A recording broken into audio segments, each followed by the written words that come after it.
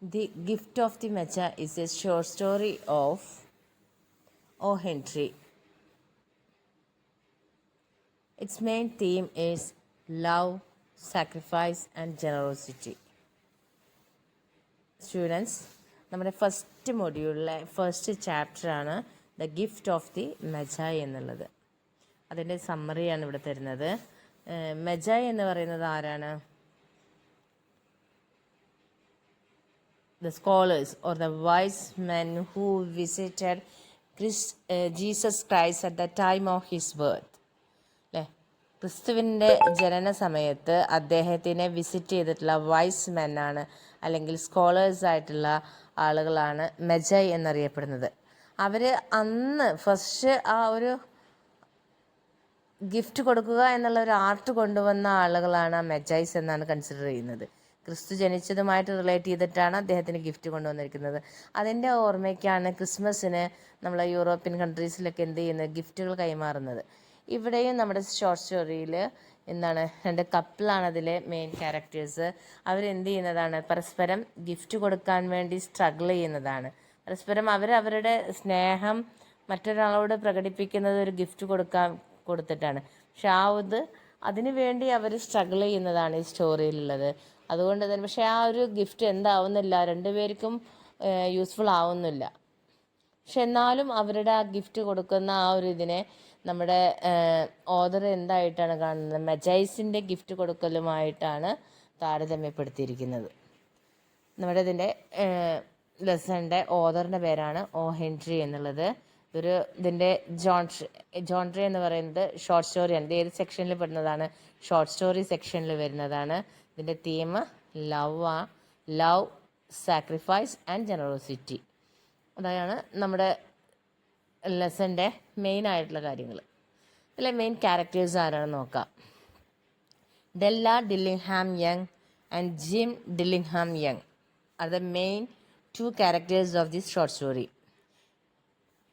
Della is a loving wife who wants to buy a special gift for her husband. ഡെല്ല എന്ന് പറയുന്നത് ഭയങ്കര loving ആണ് and lovable ആയിട്ടുള്ള ഒരു വൈഫും കൂടിയാണ് അവർ. അപ്പോൾ a loving wife who wants to buy a special gift for her husband.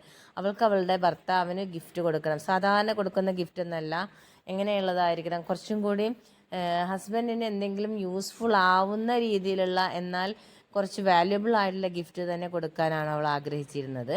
പക്ഷെ എന്താണ്, she has no money to buy a such kinds of gift.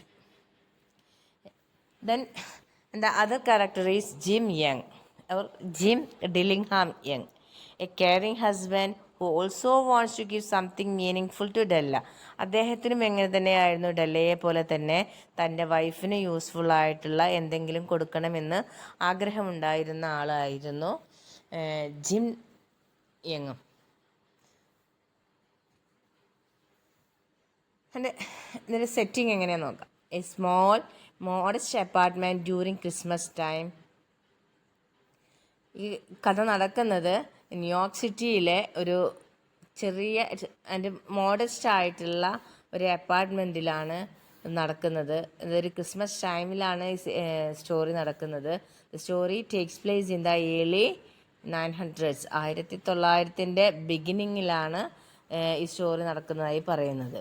പിന്നെ തന്നെ ആ ഒരു അപ്പാർട്ട്മെൻറ്റ് തന്നെ വളരെ മോഡസ്റ്റാണ്. അവിടെ അധികം ഒരുപാട് റിച്ച് ആയിട്ടുള്ള ആളുകളല്ല. അവരുടെ ആ ഒരു ഡിസ്ക്രിപ്ഷനിൽ തന്നെ നമുക്ക് മനസ്സിലാവും അവർ വളരെ പുവറായിട്ടുള്ള ആളുകളാണെന്ന് മനസ്സിലാവുന്ന ഡിസ്ക്രിപ്ഷനാണ് നമുക്കതിൽ തന്നിട്ടുണ്ടായിരുന്നത്. അവരുടെ സോഫ സെറ്റ്, ഇലക്ട്രിക് ബെല്ല്, അതെല്ലാം അതിനെക്കുറിച്ചൊക്കെ പറയുന്നുണ്ട്.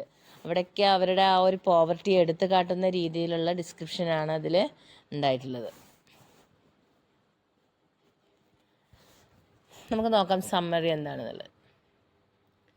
Della and Jim are a poor young couple deeply in love. ഡെല്ലയും ജിമ്മും വളരെ പാവപ്പെട്ട ഒരു ദമ്പതികളാണ്, യങ് കപ്പിളാണ്, ചെറുപ്പക്കാരാണ്. ഡീപ്ലി ഇൻ ലവ്, വളരെ രണ്ടുപേരും പരസ്പരം നന്നായി സ്നേഹിക്കുന്നവരാണ്. And Della has only $1.87 save to buy a Jim a Christmas present. ഡെല്ലയുടെ കയ്യിൽ ആകെ $1.87 മാത്രമേ ഉള്ളൂ അവൾ സേവ് ചെയ്തിരിക്കുന്നത്. അത് അവൾ എങ്ങനെയാണ് അത് സേവ് ചെയ്ത് വെച്ചിരിക്കുന്നത്? By negotiating with the people in the market, അല്ലേ? ആളുകളിൽ അവിടെയുള്ള സെല്ലേഴ്സിൻ്റെ, മാർക്കറ്റിലെ സെല്ലേഴ്സിൻ്റെ, വെജിറ്റബിൾ സെല്ലേഴ്സിൻ്റെ അതുപോലെ മീറ്റ് കച്ചവടം ചെയ്യുന്ന ആളുകളിൽ നിന്നോടൊക്കെ വാങ്ങിക്കുന്ന സമയത്തൊക്കെ നെഗോഷിയേറ്റ് ചെയ്തിട്ട് സേവ് ചെയ്ത് വെച്ച കാശാണ് അവളുടെ കയ്യിലുള്ളത്.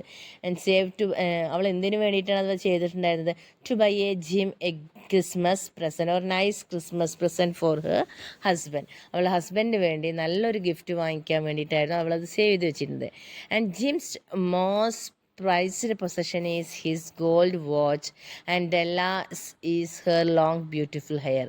ജിമ്മിൻ്റെ കയ്യിൽ ഏറ്റവും വിലപിടിപ്പുള്ള എന്തായിരുന്ന ഒരു വസ്തു എന്ന് പറയുന്നത് അദ്ദേഹത്തിൻ്റെ ഒരു ഗോൾഡ് വാച്ചാണ്. അതും ഒരു ആൻസസ്ട്രൽ ആയിട്ട് കിട്ടിയതാണ്. അദ്ദേഹത്തിൻ്റെ പൂർവികന്മാരായി കൈമാറ്റം ചെയ്തുകൊണ്ട് വന്നിട്ടുള്ള ഒരു വാച്ചാണ് അദ്ദേഹത്തിൻ്റെ കയ്യിലുണ്ടായിരുന്നത്. അതുകൊണ്ട് തന്നെ അത് ആൻറ്റിക് ആയതുകൊണ്ട് അതിന് ഒരുപാട് വിലയുമുണ്ട്. And Della's is her long beautiful hair. ഡെല്ലയുടെ കയ്യിൽ വാല്യുബിൾ ആയിട്ടുള്ളത് എന്ന് പറയുന്നത് അവളുടെ മനോഹരമായിട്ടുള്ള മുടി മാത്രമായിരുന്നു. To buy Jim a gift, Della sells her hair and buys a platinum chain for Jim's watch. അപ്പോൾ ജിമ്മിന് ഒരു ഗിഫ്റ്റ് കൊടുക്കാൻ വേണ്ടി ഡെല്ല എന്ത് ചെയ്യുന്ന? Della sells her hair. Della അവളുടെ മുടി കട്ട് ചെയ്ത് വിൽക്കുകയും and buys a platinum chain for Jim's watch. എന്ത് ചെയ്യാണ്? ജിമ്മിൻ്റെ വാച്ചിന് വേണ്ടി, ആ ഗോൾഡൻ വാച്ചിന് വേണ്ടിയിട്ട് ഒരു പ്ലാറ്റിനം ചെയിൻ വാങ്ങിക്കുകയാണ് ചെയ്യുന്നത് ഗിഫ്റ്റ് കൊടുക്കാൻ വേണ്ടിയിട്ട്. When Jim comes home,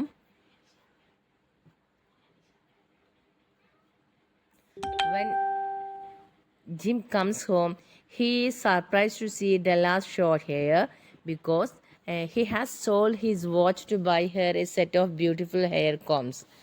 അങ്ങനെ ജിമ്മും എന്ത് ചെയ്യാണ്? ക്രിസ്മസിൻ്റെ തലേദിവസം ഡെല്ലടുത്തേക്ക് എത്തുമ്പോഴും അവന് വളരെ ആങ്സൈറ്റിയോട് കൂടിയാണ് വരുന്നത് തന്നെ. ജിം എങ്ങനെ ഡെല്ലയ്ക്ക് വേണ്ട ഗിഫ്റ്റ് കൊടുക്കാൻ വേണ്ടിയിട്ട്. പക്ഷേ when Jim comes home he surprised to see Della's short hair. പക്ഷെ അവന് വീട്ടിലെത്തിയപ്പോൾ ഡെല്ലയുടെ അവളെ കട്ട് ചെയ്ത ചെറിയ മുടി കണ്ടപ്പോൾ അവൻ ആകെ സർപ്രൈസ്ഡായി. അവനൊന്നും സംസാരിക്കാൻ കഴിയാതെ നിൽക്കുകയായിരുന്നു. Because he has sold his watch to buy her a set of beautiful hair combs. കാരണം അവൾക്ക് വേണ്ട ഒരു ഗിഫ്റ്റുമായിട്ടാണ് അദ്ദേഹം വരുന്നത്. എന്ത് ഗിഫ്റ്റാണ് കൊണ്ടുവന്നിരിക്കുന്നത്? ഒരു മനോഹരമായിട്ടുള്ള ഹെയർ കോംസ് ആണ്. അവളുടെ തലയിൽ വെക്കാനുള്ള ഹെയർ കോംസുമായിട്ടാണ് വന്നിട്ടുള്ളത്. പക്ഷെ അത് വാങ്ങിച്ചിരിക്കുന്നത് എങ്ങനെയാണ്? അവൻ്റെ വാച്ച് വിറ്റിട്ടാണ് അവനത് വാങ്ങിച്ചിട്ടുള്ളത്. അപ്പോൾ എന്താണ് ഇവിടെ? ഡെല്ല അവളുടെ ഹെയർ വിറ്റിട്ട് എന്ത് ചെയ്തു? വാച്ചിനുള്ള ചെയിനും വാങ്ങിച്ചു. വാച്ച് വിറ്റിട്ട് എന്ത് ചെയ്തിട്ടുണ്ടായിരുന്നു? ഡെല്ലയുടെ തലയിൽ വെക്കാനുള്ള ഹെയർ കോംസ് വാങ്ങിച്ചിട്ടാണ് ജിമ്മ് വന്നിട്ടുള്ളത്. ഇപ്പോൾ രണ്ടുപേരും അവർക്ക് വാല്യുബിൾ ആയിട്ടുള്ള സംഭവങ്ങളാണ് അവരവിടെ എന്ത് ചെയ്തത്? വിറ്റത്, അതിൽ സാക്രിഫൈസ് ചെയ്തത് എന്ന് പറയാം. പക്ഷെ അത് എന്തിനു വേണ്ടിയിട്ടാണ്? അവർക്ക് രണ്ടുപേർക്കും എന്തായിരുന്നു? ഭയങ്കര ഇഷ്ടമായിരുന്നു. They were deeply in love. അവർ ഭയങ്കര സ്നേഹത്തിലായിരുന്നു. അപ്പോൾ അവർക്ക് രണ്ടുപേർക്കും എന്താണ്? They wanted to show their love towards. അവർക്ക് എന്ത് ചെയ്യണമായിരുന്നു? പരസ്പരം അവരുടെ സ്നേഹം പ്രകടിപ്പിക്കണമായിരുന്നു. അപ്പോൾ പ്രകടിപ്പിച്ചത് എങ്ങനെയായിരുന്നു? അവർക്ക് ഏറ്റവും വാല്യുബിൾ ആയിട്ടുള്ള സാധനങ്ങൾ വിറ്റിട്ടാണ് മറ്റൊരാളെ സന്തോഷിപ്പിക്കാൻ വേണ്ടിയിട്ട് ചെയ്തത്. But both gifts become useless. പക്ഷെ അവരുടെ പരസ്പരം കൊടുത്ത രണ്ട് ഗിഫ്റ്റും എന്തായി? യൂസ്ലെസ് ആയതാണ്. But their love and sacrifice make them the wisest givers like the Magi. പക്ഷെ അവരുടെ സ്നേഹവും സാക്രിഫൈസും അവരെ എന്താക്കി? ഏറ്റവും വൈസസ്റ്റായ ഗിവേഴ്സ്, ഗിഫ്റ്റ് ഗിവേഴ്സായിട്ടാണ് പറയുന്നത്. നമ്മുടെ ഓതറത് അവസാനിപ്പിക്കുന്നത് തന്നെയാണ് തൻ്റെ ഇതിൽ അദ്ദേഹത്തിൻ്റെ കാഴ്ചപ്പാടിൽ ലോകത്തിലെ ഏറ്റവും വൈസസ്റ്റായിട്ടുള്ള ഗിഫ്റ്റ് കൊടുക്കുന്നവരിൽ ഏറ്റവും വൈസസ്റ്റായിട്ട് വിചാരിക്കുന്നത് ആരുടെയാണ്? ഡെല്ലയെയും അതുപോലെ തന്നെ ജിമ്മിനെയുമാണ്. കാരണം അവർ രണ്ടുപേരും എന്താണ് ചെയ്തത്? ഗിഫ്റ്റ് കൊടുത്തത് എങ്ങനെയാണ്? അവർക്ക് ഏറ്റവും വാല്യുബിൾ ആയിട്ടുള്ള സാധനമാണ് അവർ എന്ത് ചെയ്തിട്ട് സാക്രിഫൈസ് ചെയ്തിട്ടാണ് ആ ഗിഫ്റ്റ് കൊടുത്തിരിക്കുന്നത്. അത് അവരുടെ ആ ഒരു സ്നേഹം പ്രകടിപ്പിക്കുക. അതുകൊണ്ട് തന്നെ അതവർക്ക് ആ ഒരു മൊമെൻറ്റിൽ എന്തായിരുന്നില്ല, യൂസ്ഫുൾ ആയില്ലെങ്കിൽ പോലും അത് അവർക്ക് പരസ്പരം മനസ്സിലാക്കാൻ, അവരുടെ രണ്ടുപേരുടെയും സ്നേഹം എത്രത്തോളം ഉണ്ടെന്ന് മനസ്സിലാക്കാനുള്ള ഒരു എന്താണ് അതിലേക്കുള്ള ഒരു വഴിയായിരുന്നു അത്. അതുകൊണ്ട് തന്നെ ആ ഒരു അവരുടെ രണ്ടുപേരുടെയും ആക്ഷൻസിന് ഏറ്റവും വൈസസ്റ്റ് ആക്ഷൻ ആയിട്ടാണ് നമ്മുടെ ഓതർ അത് കാണുന്നത്.